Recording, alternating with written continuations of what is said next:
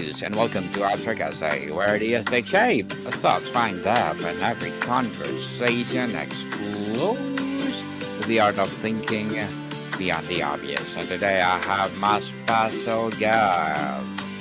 She's international best-selling and award-winning author and course creator, no other than Miss Rose Ann Forte. Welcome, Miss Rose Ann on Abstract Essay. And can you please introduce more about yourself that I miss? Yeah, thank you, Daniel. Thanks for having me. And yeah, I'm an author and a course creator, and I really focus on habits that are hard to break um, and trying to get the shame out of the process and use more of a neuroscience approach to healing from, again, these life interfering behaviors, habits, emotions, and thoughts. Interesting, Miss Roseanne, and thank you so much for sharing your knowledge and wisdom to the world. Thank you. So today, let's talk about your latest book. Your book targets the psychological slavery of life interfering behaviors. How do you define these form of slavery, and why did you feel biblically based devotional was the right tool to address it? Yeah, those are some great questions. I um I had a problem with alcohol for a number of years. This is about behaviors, but my first book was about alcohol, and nobody starts drinking alcohol and just thinks that they're going to get, for lack of a better term, addicted to it. And at one point you're like, this isn't really serving me. I want to quit. And you go, wait, why can't I quit? And it feels like psychological slavery because you cannot do what you want to do. It is controlling you as opposed to you controlling it. And I ended up healing. I, I'm I'm a faith-based author. I was very involved in the church, but I didn't like any of the church methodologies for healing. So I went outside and I learned the science behind, renewing your mind and transforming your thoughts. And I was like, wow, this is really cool. And yeah, and I mean, I had been a student of the Bible for decades, really. And I started matching up all of this science with this wisdom, and that's how my first devotional came. But the second one came as a result of me meeting a pretty prominent psychiatrist. He's the medical director of the American Association of Christian Counselors, and that's one of the largest kind of Christian counseling organizations in the world. And he's like, Roseanne, what you've written about is not just about alcohol, it's for all life interfering behaviors. So, Mhm. getting back to your question, what is a life interfering behavior? It's a behavior that you want to stop, just like alcohol, right? You want to stop and you're like, it's hard, I can't stop. And it's kind of messing with your maybe relationships. It's causing a lack of productivity. It might be costing you money. Um, yeah, and interfering, with your relationship with God. There's a lot of things that it interferes with, and so that's why it's very broad because it can be something as simple as checking your cell phone all the time or gaming, or it can be serious things like gambling or pornography, right? It just spans the gamut. And I just want to kind of equalize things and say, look, we're all subject to behaviors, thoughts, and emotions that we struggle with changing. And I want to give people hope that those things can change. Yeah. Give hope for sure. So, Miss Rose, and the title emphasizes his promises. How does focusing on God's promises rather than just on the behavior itself create a more effective path to freedom than sheer willpower? Yeah, you do have great questions. Thank I you.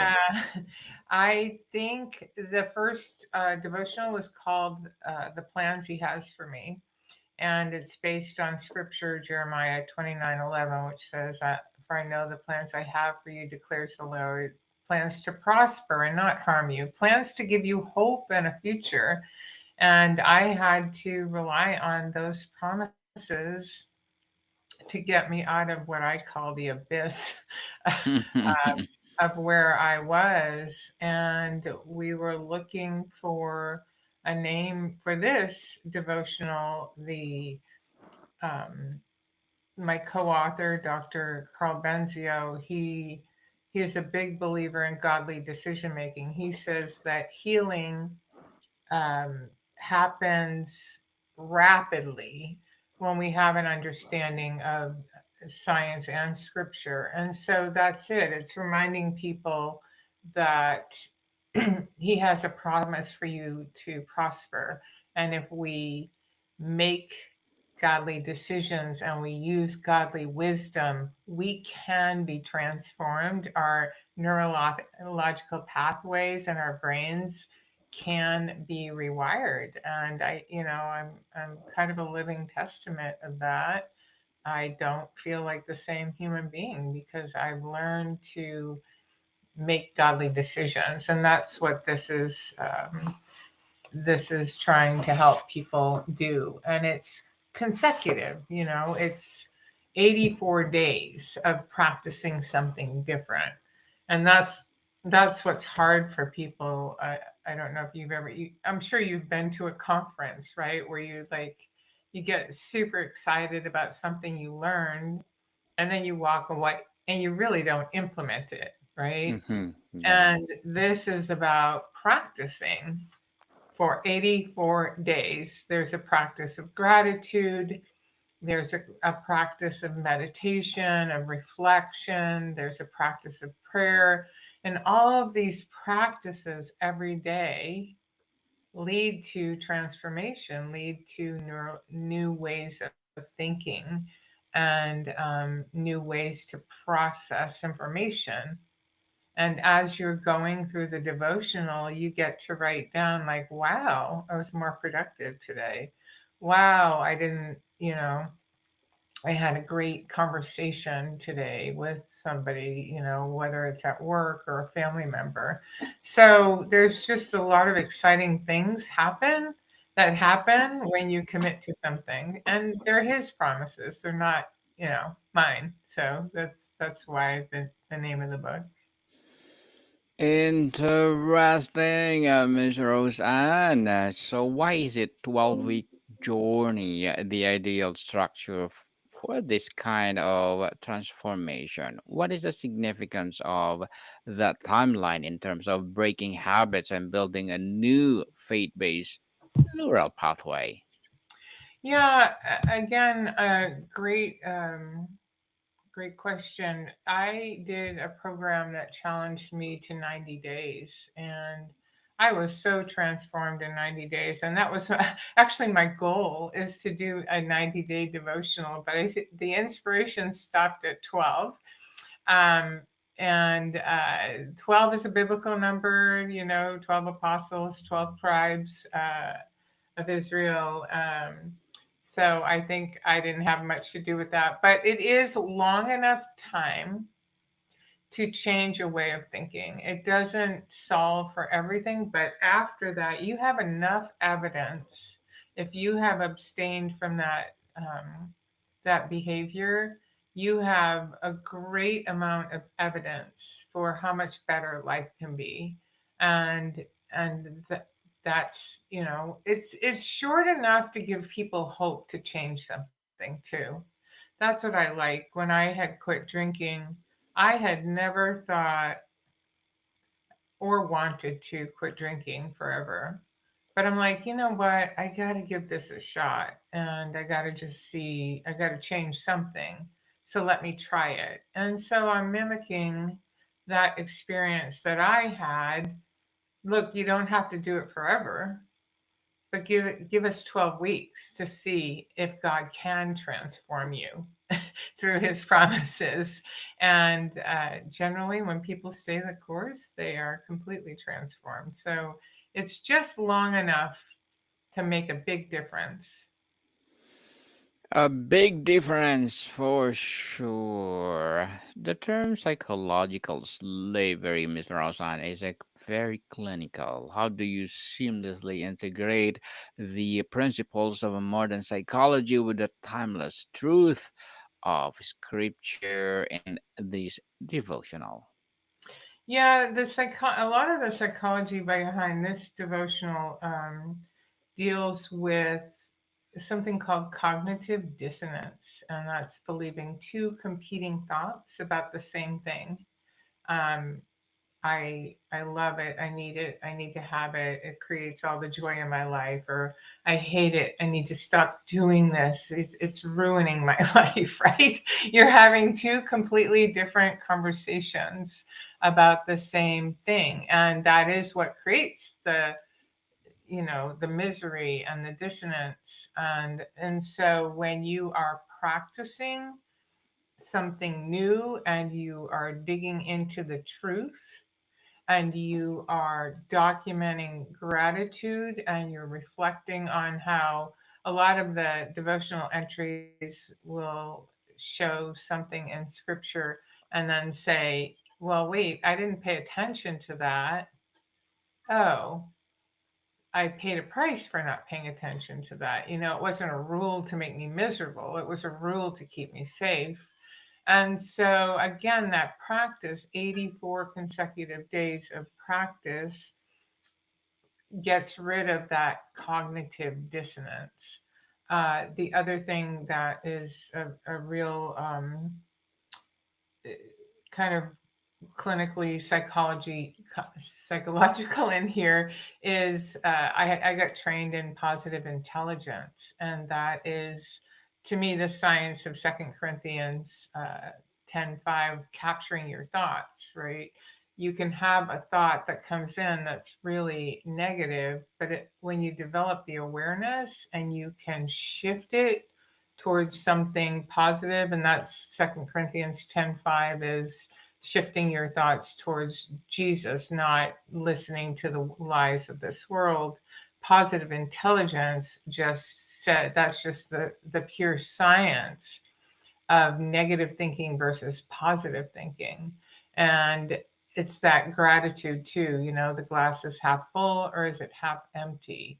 But the science shows that when we can shift our thoughts from negative to positive, we can literally light up a different part of our brain, the part of our brain that deals with creativity, love, compassion, empathy, and yeah, it's just a beautiful thing to match this scripture and science of the brain to give people hope that things can change. Because I think a lot of people that are stuck in thought patterns and behavioral patterns think it's just too late for them. And I'm here to tell people it's never too late to change, to renew your mind, to create new mindsets and new neurological pathways.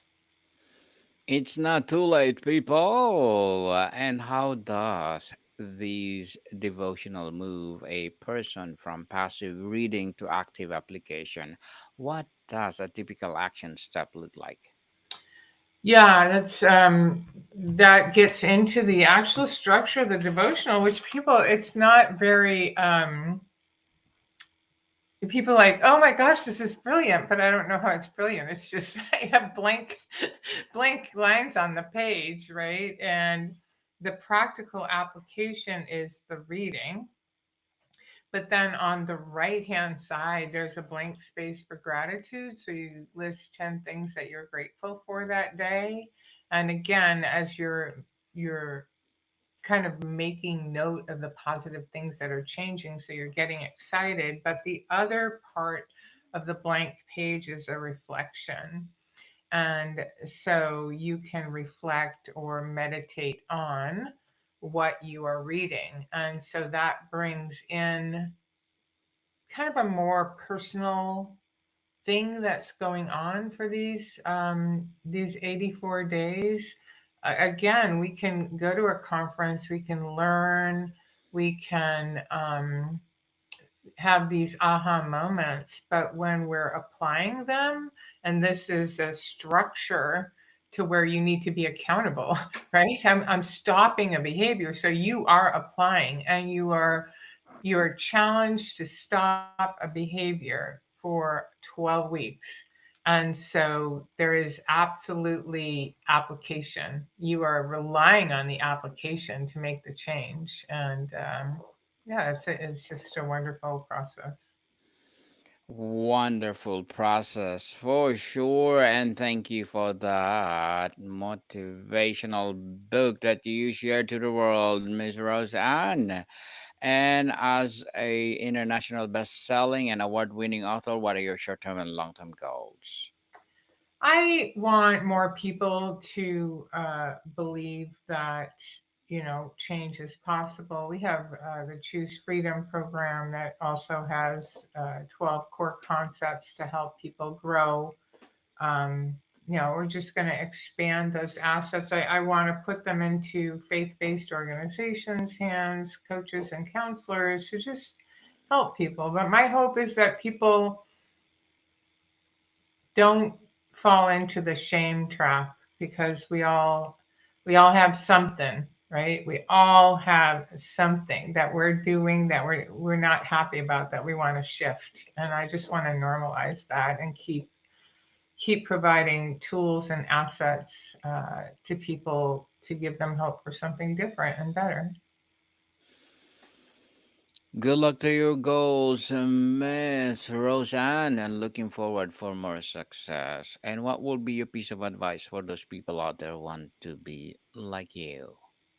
My big word is persevere, because sometimes it takes several attempts to stop or try to stop, but keep learning and keep persevering in your goals, and it will happen. Don't give up. Don't give up and try until you succeed. And can you please recommend a book or books that influence your journey? Pardon me? Recommend a. Please, yes. Books that influence your journey. I think that one of the, uh, well, positive intelligence. There is a book called Positive Intelligence by Shirzad Shamin, and that had a huge influence on me and redirecting thoughts. Thank you for that recommended book, Miss Roseanne. And before we wrap up our discussion for today, I'm inviting you to please do listen to my other podcast, people, because my abstract essay is already in fifth season, abstract poetry in second season, and my book 101 review in fifth season too, comedy 101 in second season, and my food 101 in fifth season as well, geography 101 in fourth season, and my baby podcast law 101 and mental health 101.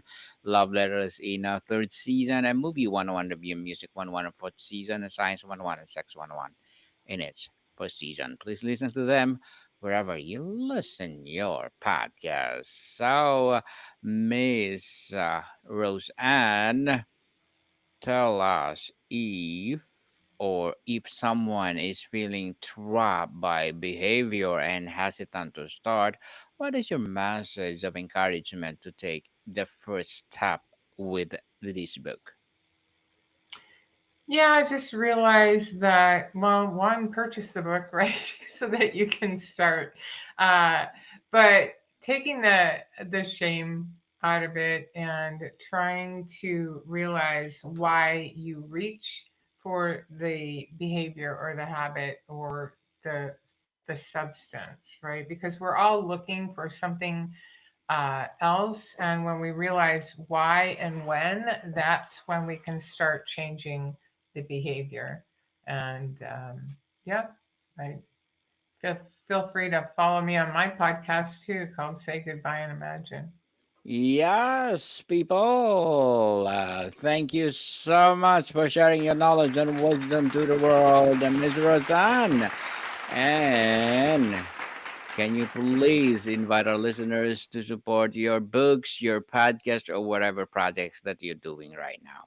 Yeah, all of the resources to help you with the various things can be found at www.choosefreedom.today. www.choosefreedom.today.